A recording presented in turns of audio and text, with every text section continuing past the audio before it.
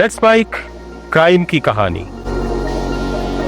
दुनिया के सबसे नामी अपराधियों में से एक दाऊद इब्राहिम दुश्मनों के लिए जितना खतरनाक है, अपनों के लिए उतना ही दिलदार भी था। उसमें हैवानियत इतनी थी कि वो दुश्मनों की चमड़ी उधेड़ कर अधमरा कर देता था, लेकिन दूसरी तरफ उसमें रिश्तों का मान इतना था कि बाप बेल्ट से चमड़ी उधेड़ देता था, फिर भी दाऊद की नजरें ऊपर नहीं होती थी। वो बाप की सुनता नहीं था, लेकिन इज्जत भरपूर करता था। वो नहीं चाहता था कि बहन हसीना मुंबई की माफिया लेडी बने, लेकिन फिर भी बहन का साथ कभी नहीं छोड़ा। भाई ने दाऊद से बिना पूछे संजय दत्त को हथियार सप्लाई कर दिया तो गुस्से में उसने अपने भाई को पीट दिया, लेकिन जब एक पठान ने दाऊद के छोटे भाई पर हाथ डाला तो दाऊद ने उस पठान को अधमरा नहीं, जान से ही मार दिया। तो आज कहानी है दाऊद के रिश्तों की, क्योंकि दाऊद वो डॉन है जो रिश्ते सिर्फ अपने परिवार के साथ ही नहीं बल्कि अपने हर उस आदमी के साथ निभाता था जो उसके खास हैं, उसके दिल के पास हैं। कभी अपने एक साथी के बीबी का मान रखने के लिए दाऊद एक मुसलमान होकर भी अपने माथे पर तिलक लगाता है, हाथ में कलावा बांधता है। ये कहानी है उस वक्त के दाऊद की जब तक वो सिर्फ भगोड़ा था, गद्दार नहीं।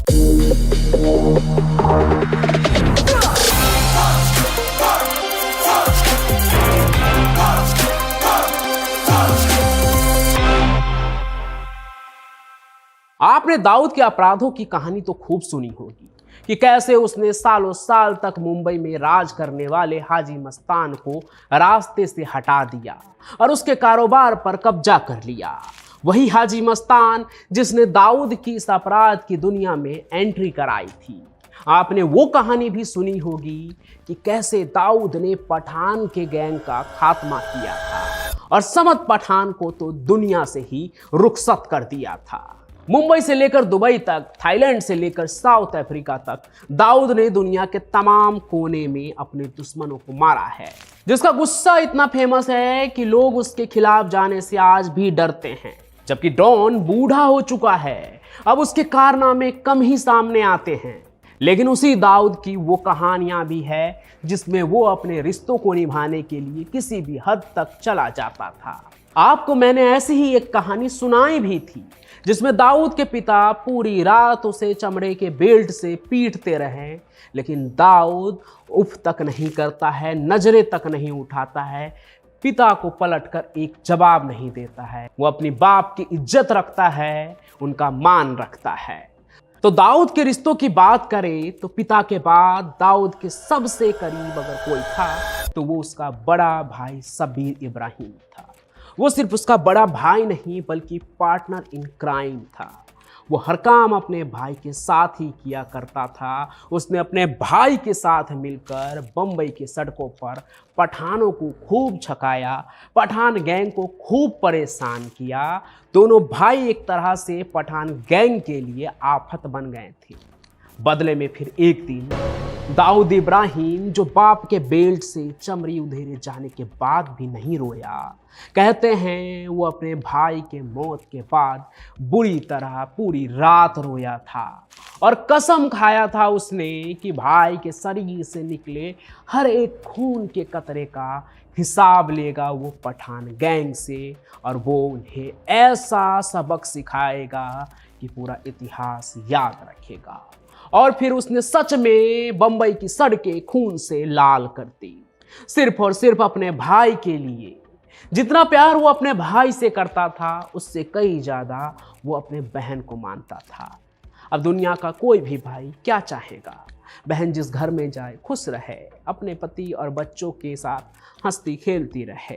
दाऊद की बहन हसीना की जिंदगी भी कुछ ऐसे ही गुजर रही थी। दाऊद के भाग जाने के बाद वो बम्बई में ही थी, क्योंकि उसका पति इस्माइल पारकर, उसका कारोबार जो सब था वो बम्बई में ही था। दाऊद भी दुबई में था, लेकिन बहन को बम्बई में देखकर वो वहीं से खुश था। लेकिन जो गुनाहों को अंजाम देते हुए खून की नदियां बहाता फिर रहा था, भला वो कब तक अपराध के नज़र से बचता रहता। मुंबई अंडरवर्ल्ड में हो रहे गैंगवार के बीच दाऊद के दुश्मन गबली की नज़र दाऊद की बहन के खुशहाल जिंदगी पर भी पड़ी और फिर बंबई में सरेआम दाऊद के जीजा का कत्ल हो गया।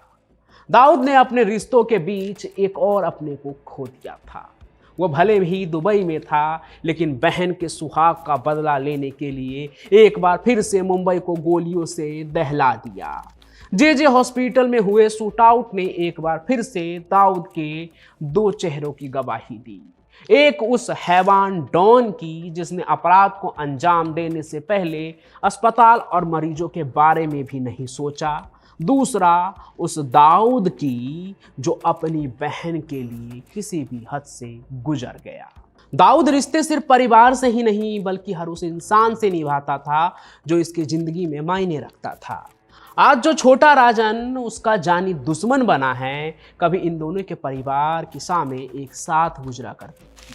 छोटा राजन जो उसका दुश्मन है, उसकी कहानी पर अभी आते हैं।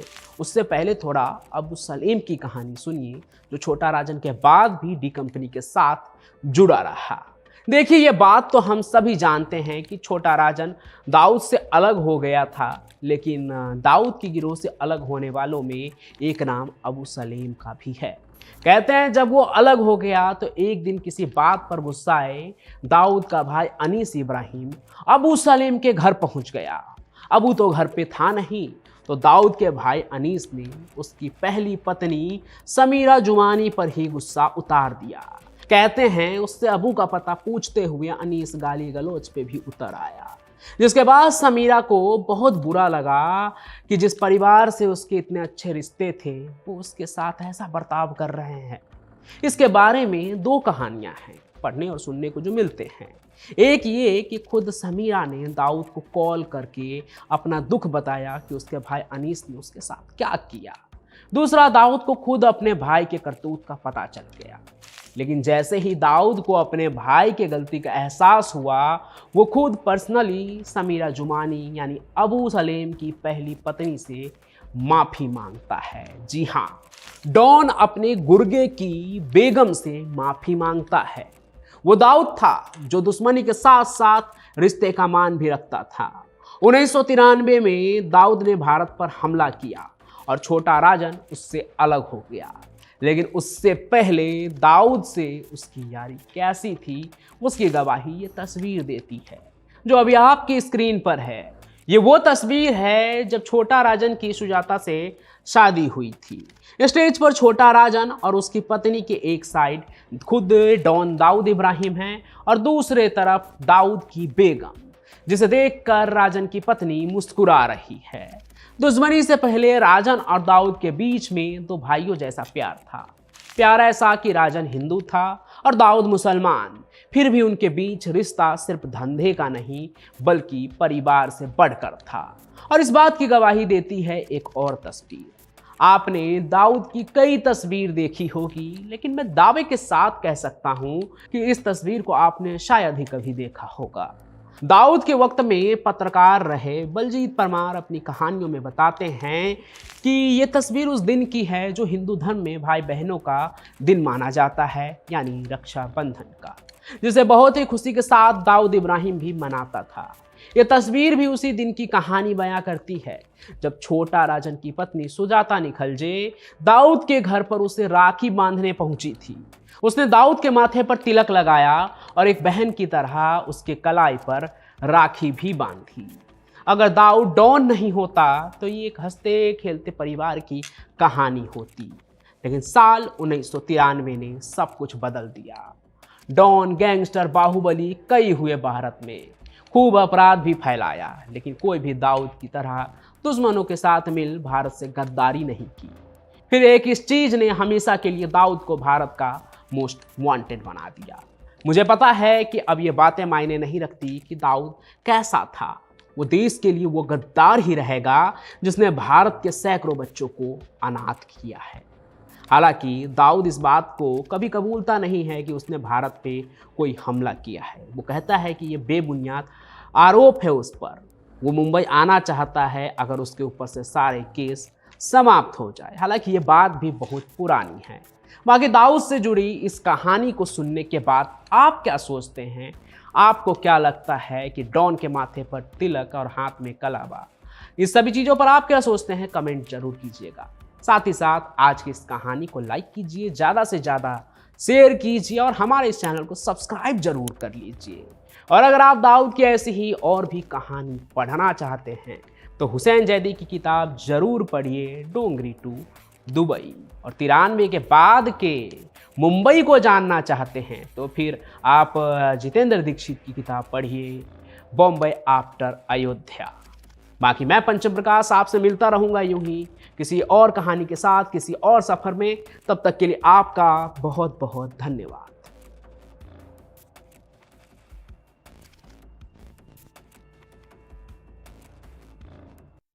आप सुन रहे थे let's mind more than radio. Follow कीजिए हमें हमारे सोशल मीडिया प्लेटफॉर्म्स पर।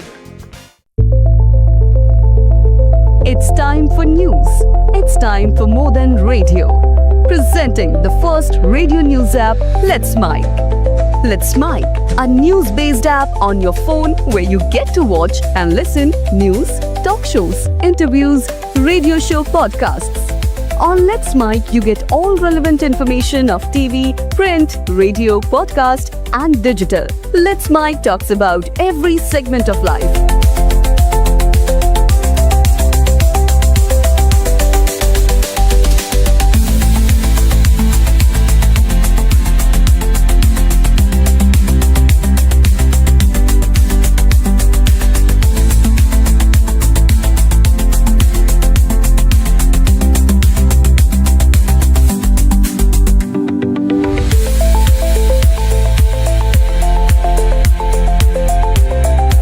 Download the app now from Play Store. Available both on Android and iOS mobile phones. Follow us on YouTube, Instagram, Twitter, LinkedIn, Facebook, Telegram, WhatsApp, Snapchat. Let's talk, let's connect, and let's mic.